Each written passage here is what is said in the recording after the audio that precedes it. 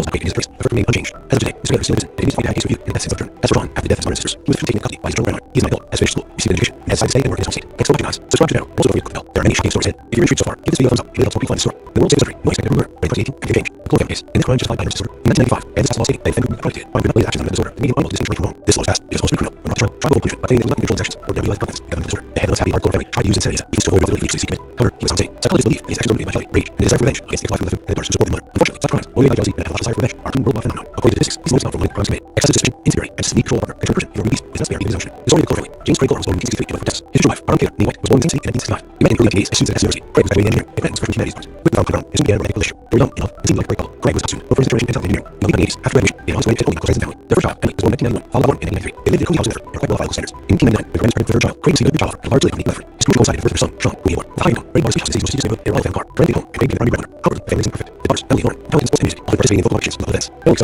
prestigious arts college, while Lauren, an excellent student, dreamed of singing conservatory with superior music. Sean is outgoing, kind, and quiz boy, interested in Max, inspiring other archaeologists. If you're intrigued so far, give this video a thumbs up. If you're not so find this story. He was very close to his parents and sisters. Great brother for his family. Growing the home couple, raised children, and made tasty treats. They practiced in community, striving to improve the neighborhood. They also raised wonderful and children. However, time decided to were many problems family undertaken. In 2007, Graham made two daughters to Linda, that she suffered from this breakdown.